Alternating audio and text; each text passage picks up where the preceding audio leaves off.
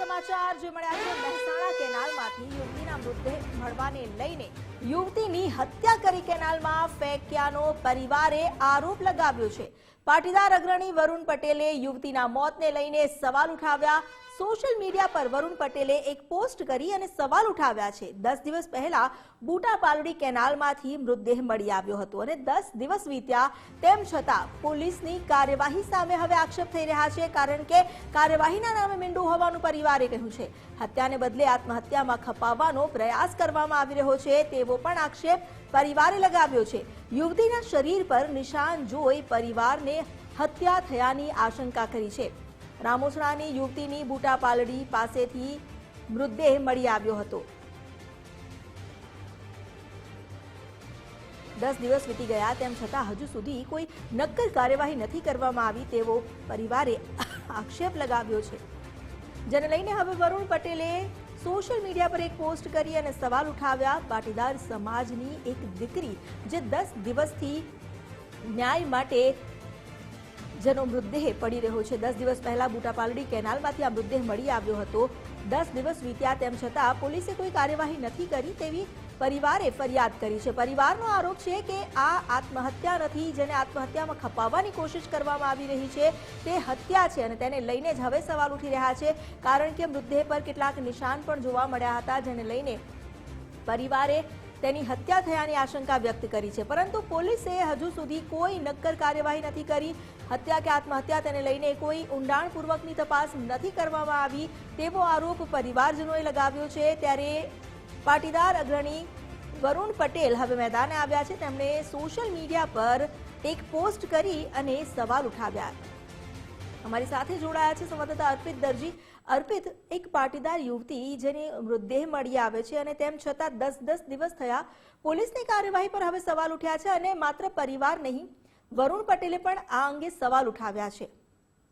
આ આખો મુદ્દો પાટીદાર નેતા વરુણ પટેલ દ્વારા સોશિયલ મીડિયામાં અને એમાં ખાસ ફેસબુક દ્વારા એક પોસ્ટ કરવામાં આવી અને જે બાબતોનું ધ્યાન લોકો અને માધ્યમોને કેન્દ્રિત કરવાનો પ્રયાસ એમના દ્વારા કરવામાં આવ્યો છે। ઘટનાની હકીકતો એવી છે કે થોડા દિવસો પહેલા કેનાલમાંથી એક મૃતદેહ મળી આવ્યો હતો અને મૃતદેહ મળ્યા પછી પાટીદાર નેતા વરુણ પટેલનો દાવો છે અને એવો આરોપ છે કે પોલીસ દ્વારા કડકાઈપૂર્વક અથવા તો જે કામગીરી થવી જોઈએ સચોટ એ કામગીરી ન થઈ હોવાનો દાવો અને આરોપ વરુણ પટેલ દ્વારા લગાવવામાં આવી રહ્યો છે। અને હાલની વાત કરું તો તમે જે આ ફૂટેજીસ જોઈ રહ્યા છો એ બુટાપાલડી કેનાલ છે કે જેમાં યુવતીની લાશ મળી હતી 10 દિવસ પહેલા।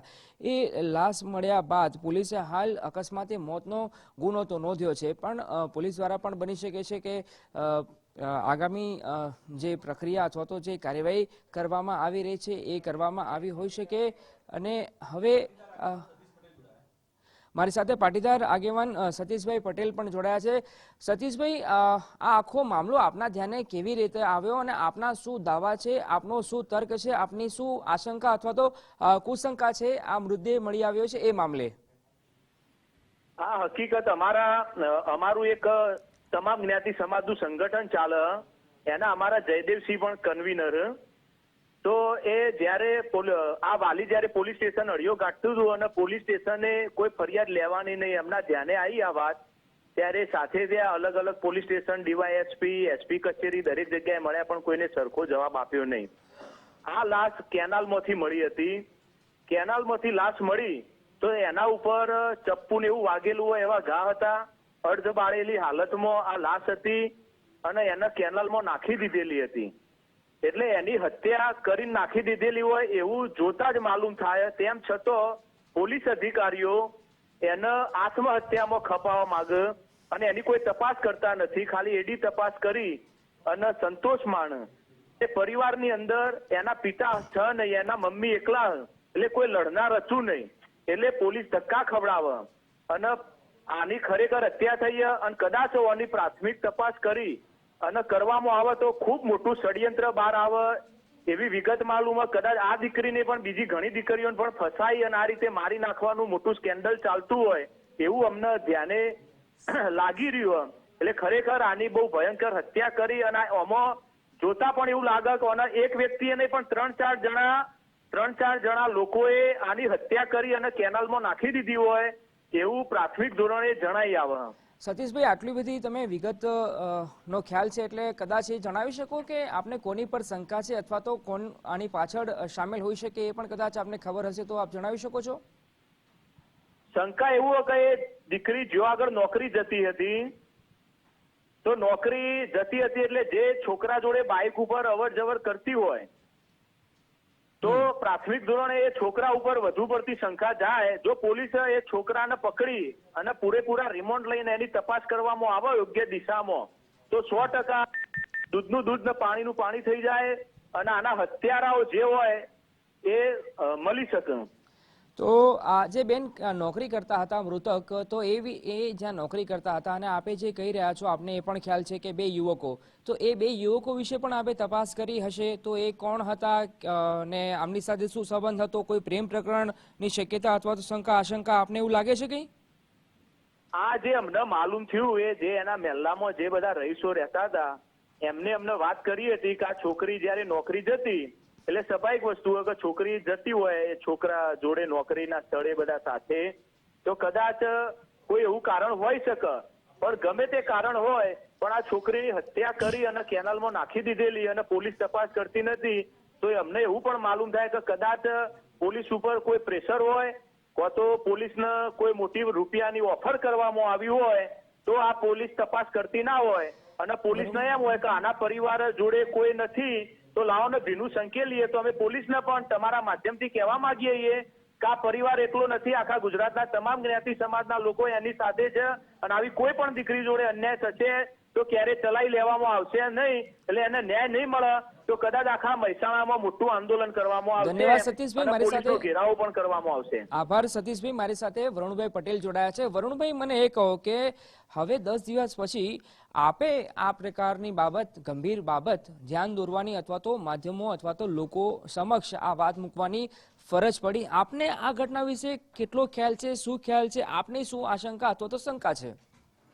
જો કાલે રાત્રે જ અમારા મહેસાણાના પાટીદાર નેતા સતીશભાઈ મારી પહેલા લાઈન ઉપર હતા, એમને કાલે રાત્રે જ મને ધ્યાન દોર્યું. એમને વકીલનો નંબર આપ્યો. મેં વકીલ જોડે ટેકનિકલ પાસાની ચર્ચા કરી અને વકીલને મેં કીધું કે કેટલી મને કે વરુણભાઈ 100% પુરાવા પ્રમાણે બોડી ઉપર ઘા છે, બોડી ઉપર બળવાના નિશાન છે.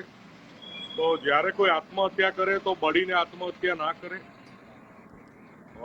કોઈ ડૂબીને આત્મહત્યા કરે તો બોડી ઉપર ઘા ના હોય. મને એમને ટેકનિકલ બાબતો સમજાય અને સતીશભાઈએ તથ્ય અને લાગણી સભર એ પરિવારની વાત સંભળાઈ અને તરત ઓન ધી સ્પોટ મેં સમાજને જાગૃત કરવાનો, લોકોને જાગૃત કરવાનો પ્રયત્ન કર્યો કે આ ગાંધીનું સરદારનું ગુજરાત હોય અને કહેવાતો સુરમા પાટીદાર સમાજની દીકરીની હત્યાની ફરિયાદ જો 10 દિવસ સુધી પોલીસ ના લખે તો બીજાનું તો થાય શું? મને સમજણ નથી પડતી કે બીજાનું તો થાય શું. વરુણભાઈ, કેમ્પેઇન કર્યું.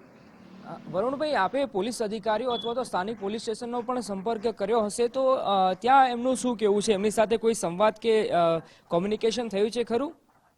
જો સતીશભાઈએ, અજયભાઈ અરે જે વકીલ છે એ લોકોએ ને બીજા એના ટીમના લોકોએ સતત પોલીસ જોડે કમ્યુનિકેટ કર્યું છે પણ એમને FIR નથી લખાઈ, સંતોષ નહોતો મળ્યો. એમની જોડેથી એમની વાત પ્રમાણે પોસ્ટમોર્ટમ રિપોર્ટ પણ છુપાવવામાં આવ્યો હતો કેટલાય દિવસો સુધી અને બહુ બધી મૂળ આખી ભૂમિકા જુઓ તો શંકાસ્પદ ભૂમિકા છે. એટલે એ લોકોએ મને કાલે રાત્રે જ વાત કરી અને કાલે રાત્રે સોશિયલ મીડિયાના માધ્યમથી અને કાલથી કે પરમ દિવસથી ગ્રાઉન્ડ ઉપર ઉતરીશું. FIR તો ગમે તેના બાપને બી લખવી પડશે અને કાયદેસરની કાર્યવાહી તો કરવી જ પડશે. બાકી આમાં તમે, ગુજરાતની જનતા અને પોલીસ બધાય મને બહુ સારી રીતે ઓળખે. વરુણભાઈ, આપને શું આશંકા શંકા છે? કેમ કે સતીશભાઈ જોડે વાત થઈ ત્યારે એમનું કેવું હતું કે 2 યુવકો સાથે બાઇક પર ફરતા હતા, જ્યાં નોકરી કરતા હતા ત્યાંના જ આ યુવકો હોવાની વાત એ કહી રહ્યા હતા. તો એના સિવાયની કઈ ડિટેલ આપને ખબર પડી છે? જો એ બધી સ્થાનિક કક્ષાની વાતો છે. સ્થાનિક કક્ષાની વાતો છે. પોલીસ FIR લખી, પોલીસ SIT ની રચના કરે કે એક ટીમ બનાવે, એ દિશામાં તપાસ કરે કોલ ડિટેલો, લાગતા વળગતાના કોલ ડિટેલ, લોકેશન, દરેક વિષયની તપાસ કરે. અને હું સન્માનનીય એસપી સાહેબને પણ 24-48 કલાકમાં હું મળી રહ્યો છું. પોલીસને પણ રજૂઆત કરી રહ્યો છું. અને હું તમારા માધ્યમથી ગુજરાતની પોલીસને, ગુજરાતના ડીજીપી સાહેબને, એસપી સાહેબને હું વિનંતી કરું છું કે અમે કંઈક કરીએ અને પછી તમે કાર્યવાહી કરો એ સારું નહીં. એના કરતા તમે તમારી ફરજ સમજી આ દીકરીના વાલી પોલીસ બની અને દીકરી પોતાની હોય એવી રીતે કાર્યવાહી કરે અને પોતાની ફરજ નિભાવે. મારે કહું એ આમાં લાંબી રાજનીતિ કે એમાં પડવું નથી, બરોબર છે, પણ પોલીસ કાર્યવાહી નહીં કરે તો અમે બધું કરવાના. અને જે કરાવવું છે એ તમામ વસ્તુ અમે પોલીસ જોડે કરાવીને જ રહેવાના. પણ અમારે કોઈ આવી કાર્યવાહી ના કરવી પડે અને પોલીસ જ કાર્યવાહી કરી લે એવા અમે આશાવાદી છીએ. તો વરુણભાઈ, બરોબર છે, પોલીસના તમારા ધ્યાને આવી ગયું તો મહેસાણાની પોલીસના ધ્યાને પણ આવી જ ગયું હશે, એટલે મને લાગે છે કાર્યવાહી થશે.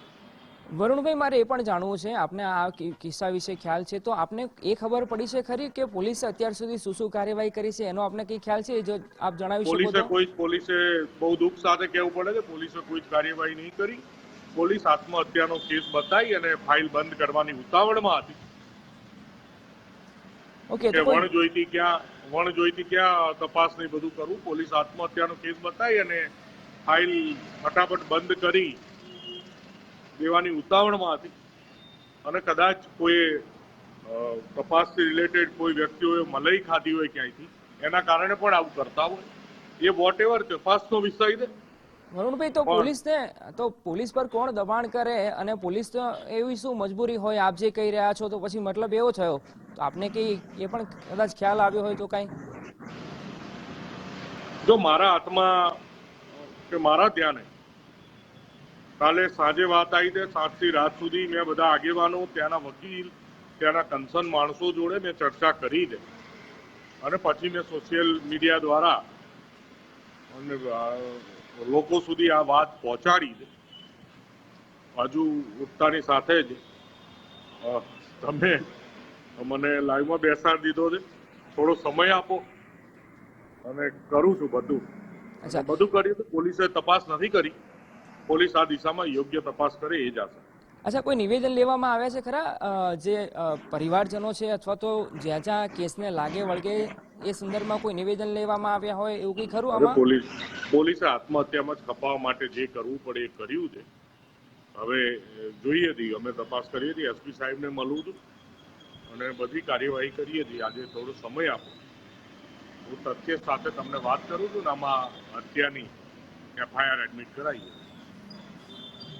ધન્યવાદ વરુણભાઈ, અમારી સાથે જોડાવા બદલ. તો હું મારી ટીમને કહીશ કે જો કદાચ આ કિસ્સામાં કોઈ પોલીસ અધિકારી, ડીવાયએસપી અથવા તો સ્થાનિક પોલીસ અધિકારીનો સંપર્ક કરવાનો પ્રયાસ કરીએ. પણ હવે મને જે માહિતી મળી છે એ પ્રમાણે મુકેશ જોશી અમારા રિપોર્ટર અમારી સાથે જોડાયા છે. મુકેશભાઈ, એ કહો કે આપને શું ખ્યાલ આવ્યો છે આખી ઘટનાને લઈને? પોલીસ દ્વારા સ્થાનિક સ્તરે અત્યાર સુધી શું કાર્યવાહી કરવામાં આવી રહી છે અને જે પાટીદાર અગ્રણીઓ દ્વારા આ દાવો અને આરોપ લગાવવામાં આવી રહ્યા છે એમાં કેટલું તથ્ય છે?